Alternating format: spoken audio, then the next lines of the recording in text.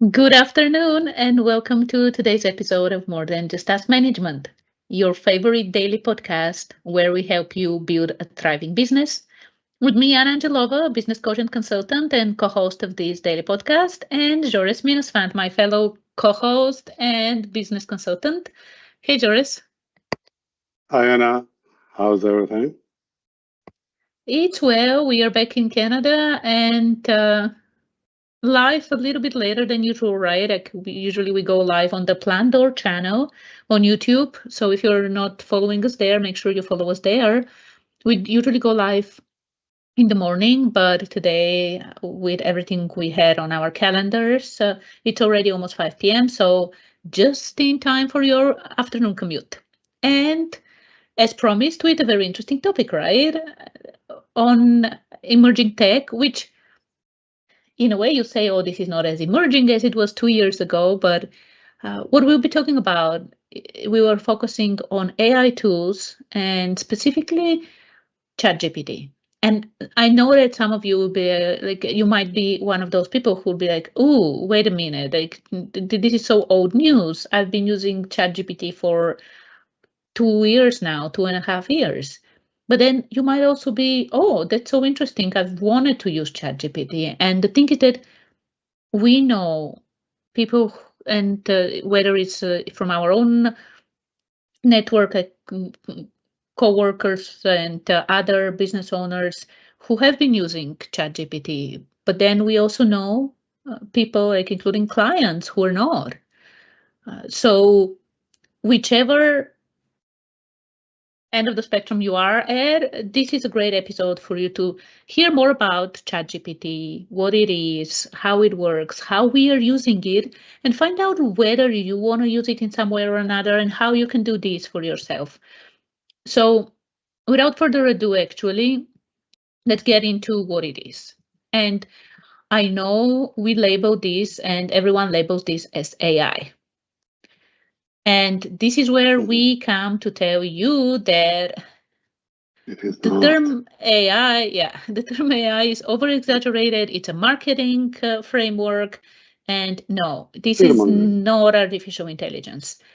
At the core, ChatGPT is a predictive model, large language model that predicts what's the next most likely word that should come.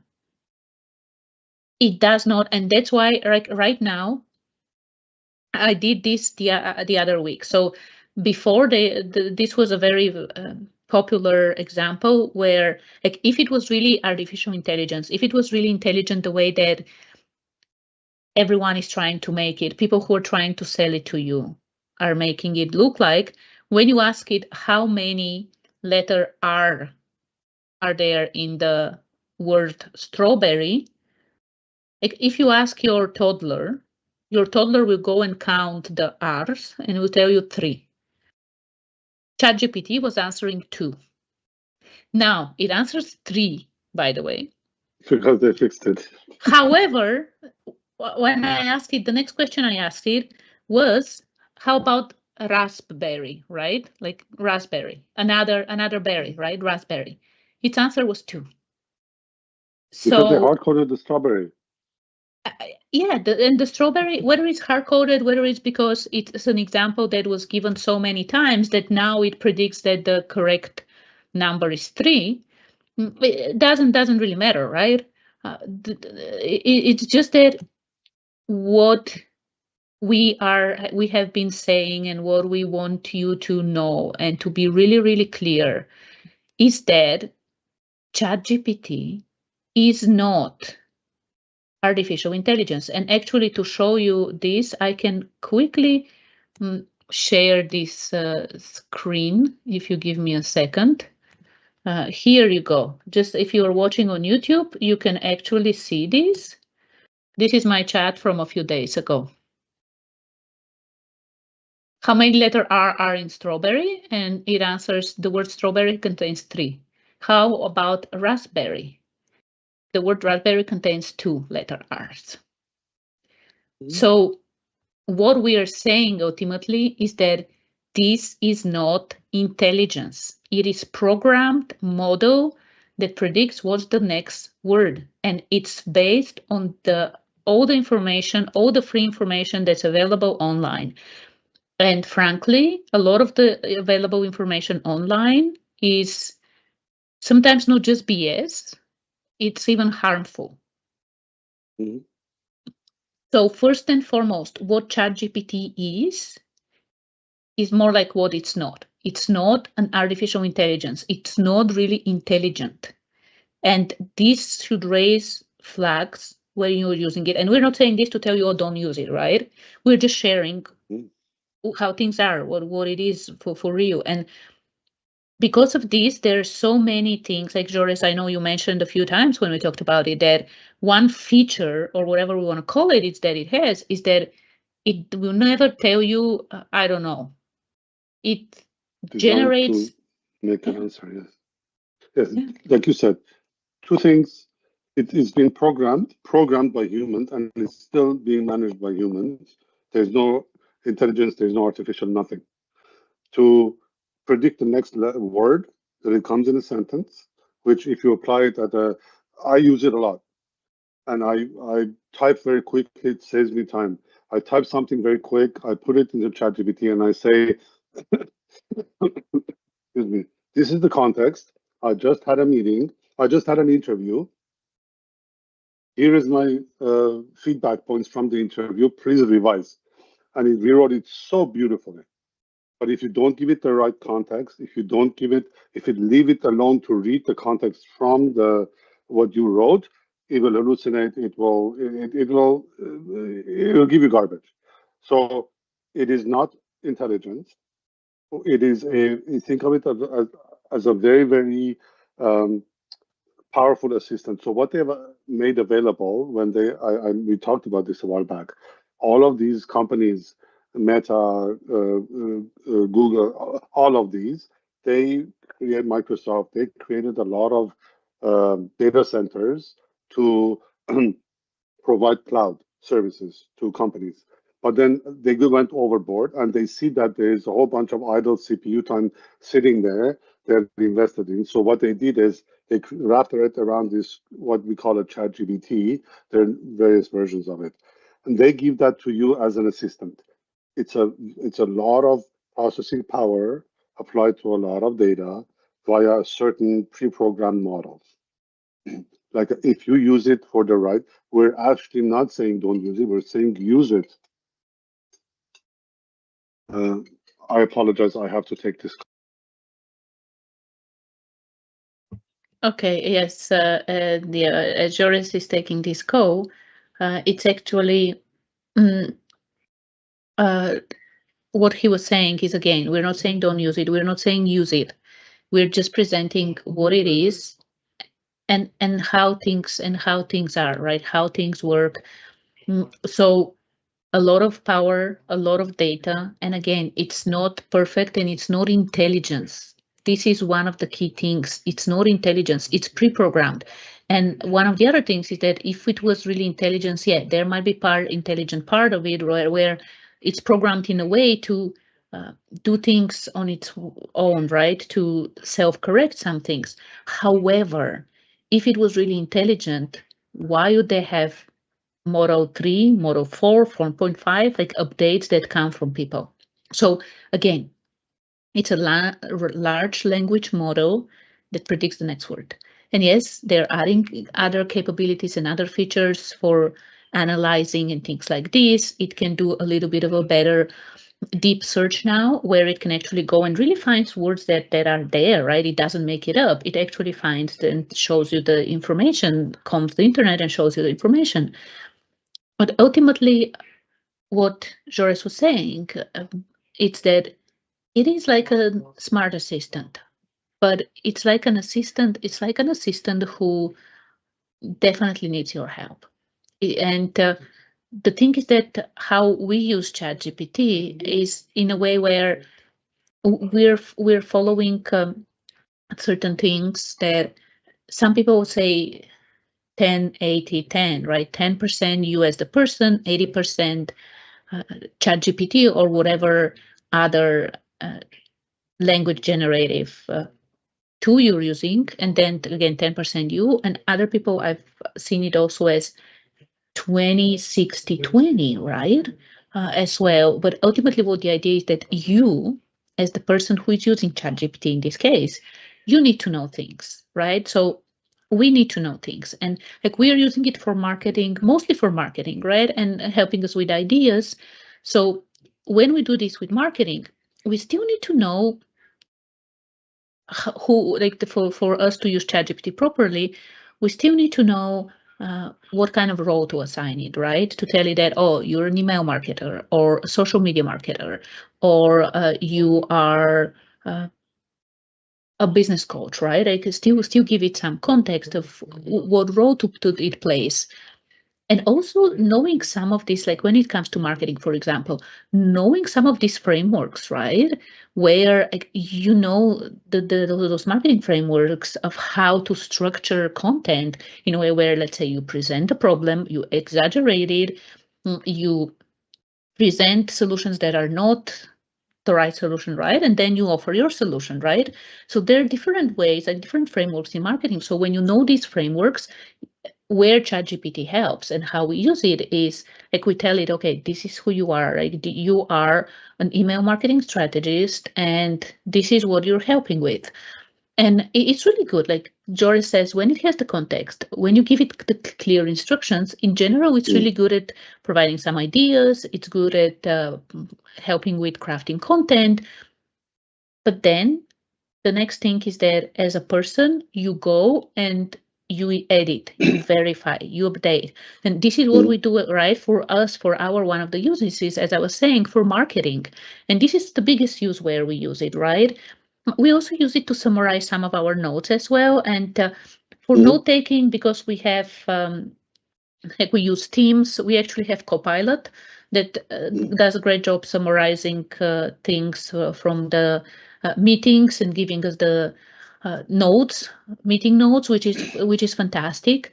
But again, it's something that whether the formula is 10% you, 80% ChatGPT, 10% you again, or 20% you, 60% ChatGPT, and 20% you again, whatever you think the formula is, the key thing is that we are experts. We are the experts. Like we know those marketing frameworks, how you structure the AIDA framework, right? Like we know these different frameworks of how you structure things. And then we tell it, this is who you are. Use this framework here.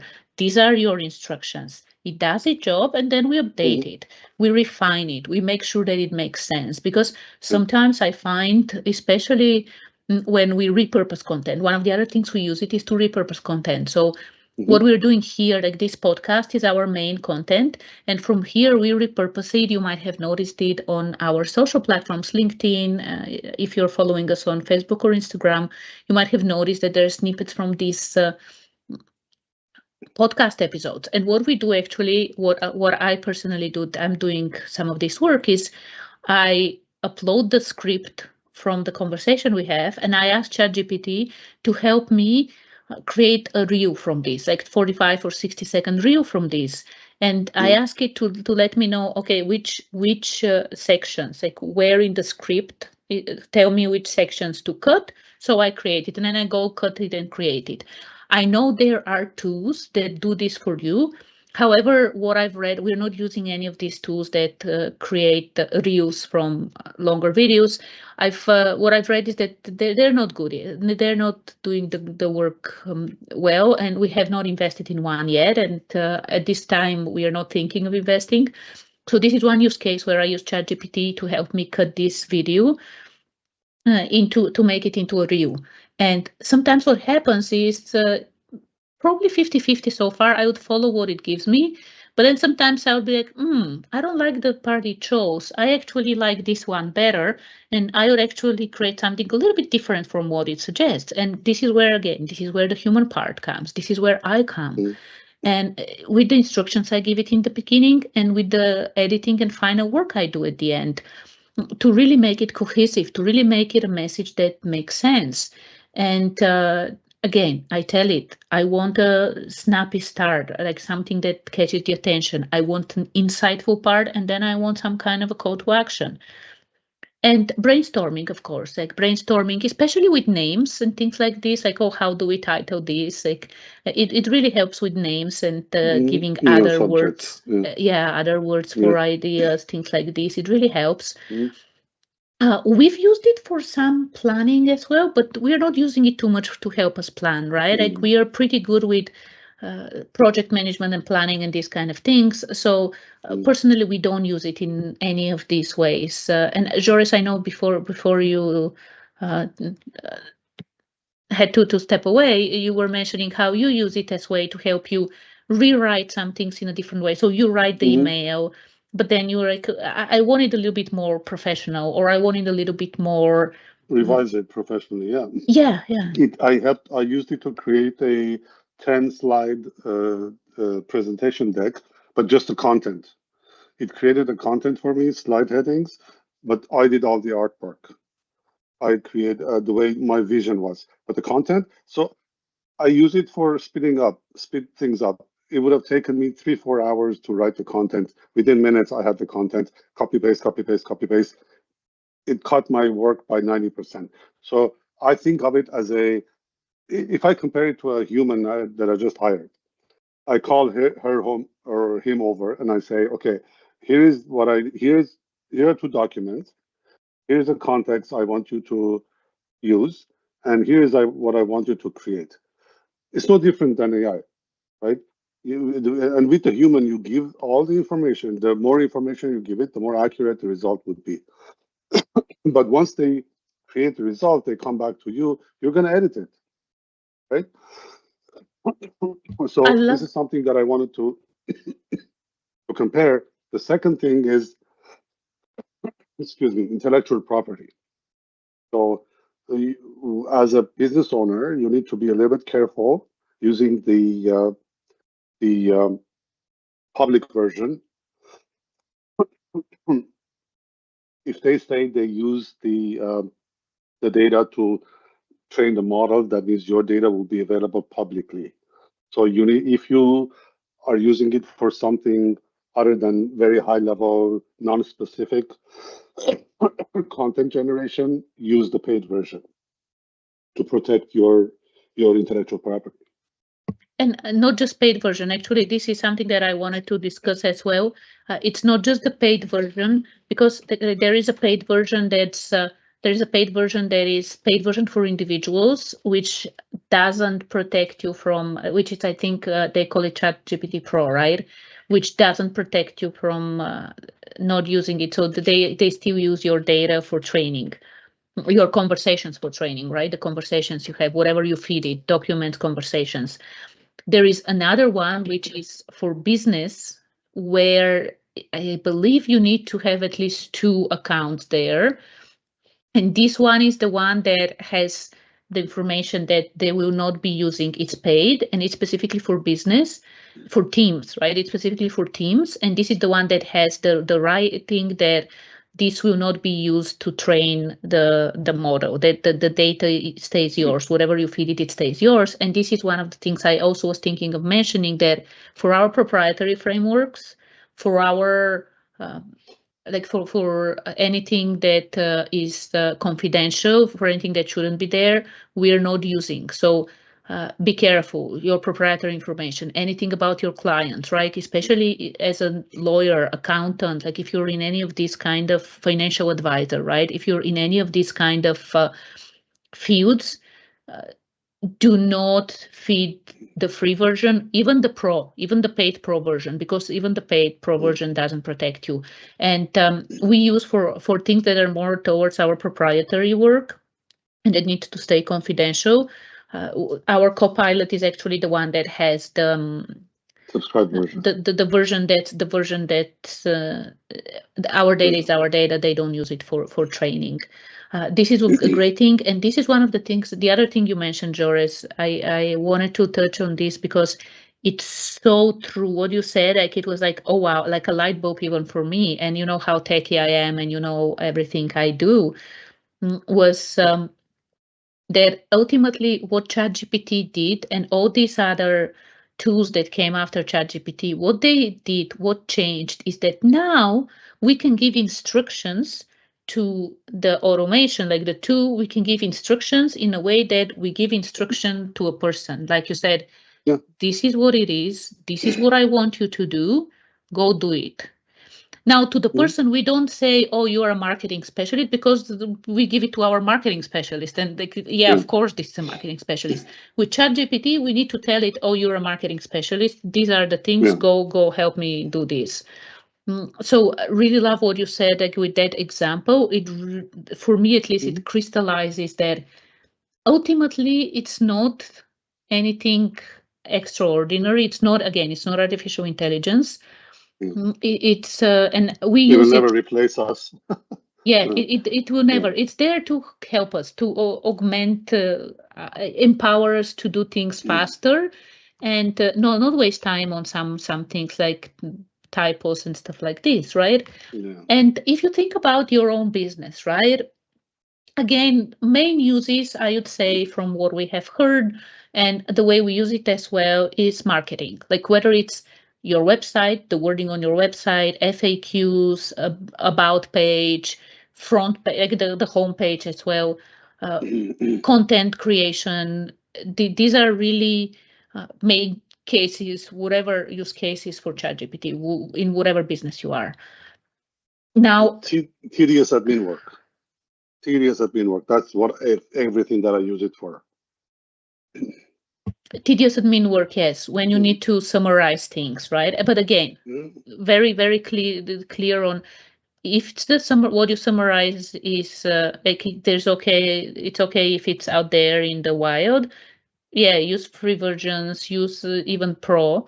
But if it's something that is confidential that you need to summarize, then definitely use for ChatGPT. It's the version that is for Teams, right? This is the one that Yeah. protects you. But go and read it. Like go and read and see what it says and make sure. And Or you can then anonymize the context.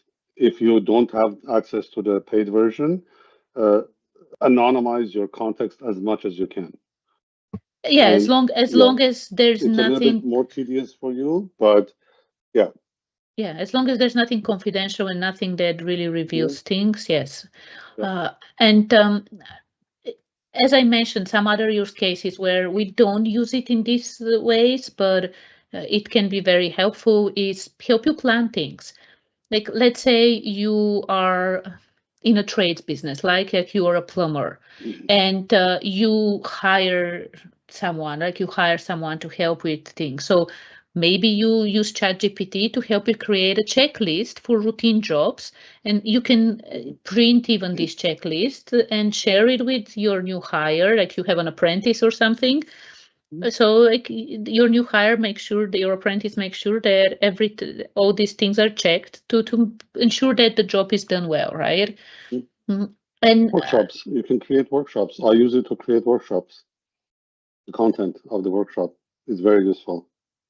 Agenda, content, everything. Yeah. yeah, it's very useful to summarize these things. But again, like you are the expert, so you start as the expert.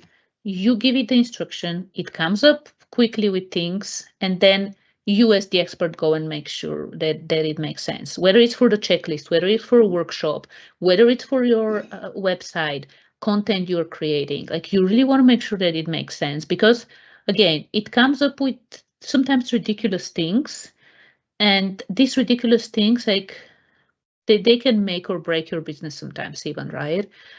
Mm, Hmm. another use case, as I mentioned, is planning, right? Like you can say, okay, this is where my business is. This is what I want to do. Help me come up with ideas to do some things. Mhm. And yeah, go ahead. I think you wanted to say something. No. I'm having a allergy attack, I believe.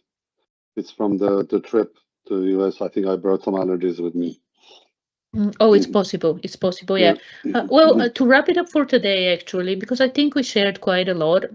Mhm. When it comes to ChatGPT, if you are using it, you can share actually some tips and tricks and things, what you know about what you've learned so far. If you want to share things in the comments, I'm sure that a lot of other business owners will be glad to hear from people who are using it already, because there, if you are using it, you would be surprised how many business owners are not, and how they don't know how to. They're even afraid to do this. Now, if you're not using it, test and explore. Like, there is a free version, so you can always try with the free version. And again, so with the free version, the caveat is that do it only for things like you can do it for your website, right? Because the website is, for example, like this is where Public you, information. it's public information. Yeah, you anyway, it's out there for people to see. So test with website, test with a checklist or something. If it's not, again, if it's not something proprietary, where like it's really like your formula is something that you don't want reviewed anywhere, you can test it with different things. And one way for you to approach this process is thinking about what is a tedious task, right? What is a tedious task that you keep on doing, that if you can speed it up at least a little bit or completely even automate it, who knows? Although, again, with ChatGPT and with all this, you have a human being who knows things, right? Then you have the tool, then you have the human being editing, checking, validating, at least remove the dashes, so to think of a tedious job, right? Something that you keep on doing every day or every week, that you might want to experiment and see, can ChatGPT help you do this faster and free up your time for more enjoyable and more work, more valuable work, right? Yep, more creative work. Yep. More creative work. Yeah, absolutely, Yep. absolutely. Absolutely. Love it. Love it. Very beautiful session.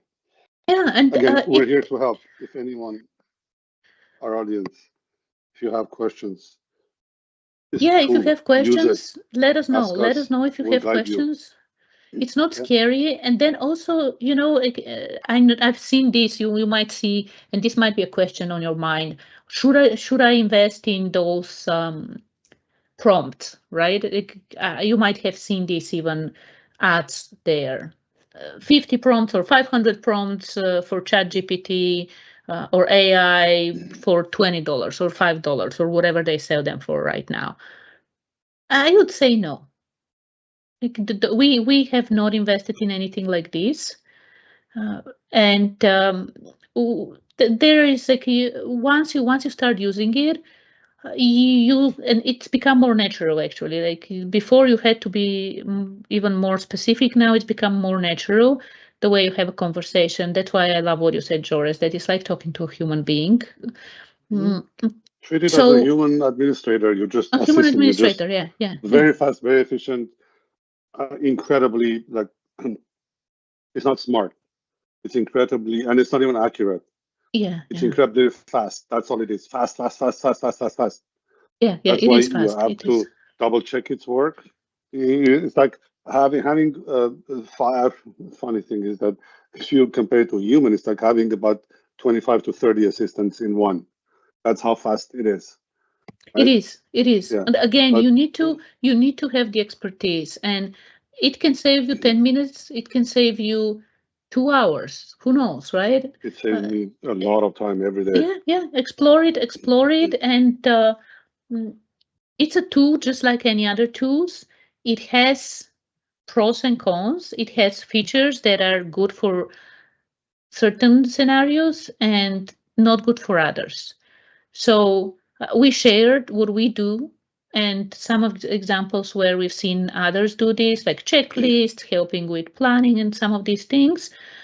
But don't, like, it's not a savior. It's not, oh, this is it. Like, if you don't It's have not replacing ChatGPT, you us. die. And if you get it, like, this is it. Like, your business will skyrocket. No, it's just Of course not. another tool. And I And know the fad will run out. It is starting to run out. it is, in a way it is. We're seeing a lot of articles now coming out that what was it? Only 15% of all the AI investments globally have returned ROI. Only less than 15% have returned on the investment that was money put in. So the fad will die off. Then it will turn around, and in about 5 to 10 years, it will become a very interesting tool. And again, there are certain jobs that it will replace, but most of the creative work and if you're the thinker, you'll never be replaced by a computer. Yeah, and for now, as a small business owner, the thing is that using the out-of-the-box solution is great. And I'm sure at some point we'll have a conversation about the agents and some of the other Oh capabilities. Lord, I know. It's good to have these conversations because get a headache. this technology is not just for big corporations, right? Like there are use cases for small businesses as well, and that's why we're having this conversation. And anyway, for today, explore it. If you haven't explored it so far, explore it and see how you can explore it better. And if you are already using it, again, you come first, then ChatGPT, and then You you again. again. So whether it's like 10, 80, 10, It's 20, 20, 60, 60, 20, 20. whatever you think it is, it doesn't matter. It might be like 17, whatever, like 17 and 17, 34, so 66 And or something. Who cares? it's not just the percentage itself. Like I said, something that it will take you 4 hours, it does it in less than a minute. And you spend half an hour on it. That's it. So it's fast. That's it, right? The 2060/80, it's like, it's not that if you were going to spend 4 hours to create something, now 60% of that is done by the no. If you were going to spend 4 hours to do something, that will be done in less than half an hour, 20/60/20. Because that 60% when it does, ChatGPT does the work, it cuts that 4 hours to whatever, 2 minutes. And then you take half an hour to update it and verify it. That's yeah. We need to understand it in its context. Yes, yeah, that's true. That's true. So don't be All right. afraid to explore whether it's ChatGPT or other tools. We do use ChatGPT and Copilot at the moment, so that's why we talked about it. And Careful where you put your data. yeah, careful where you put your Some of data. these deep stuff that they talk about, and there's a reason they're cheap or free. So be careful where you put your data. Yeah, be careful. That's why like experiment with things that you know it's okay if they are available online. And if you haven't subscribed to our email newsletter, subscribe. We share emails every Friday actually, so good time to subscribe with insights and things that are not available freely online. And you also get a chance, as we've mentioned before, you also get a chance to win a complimentary business assessment, our Business Clarity Accelerator experience. So sign up. We look forward to seeing you there. And tomorrow we'll be back with continuing the conversation around adoption. Because like when we talk about technology, whether you're a small, big business, like adoption is so key. And now that we talked about ChatGPT, especially if you're not using it and your team is not using it, tomorrow's conversation around adoption of new technology is for you. So looking forward to seeing you tomorrow as well. See you. Enjoy the Bye, rest of Jores. your Thank you. day. Bye bye.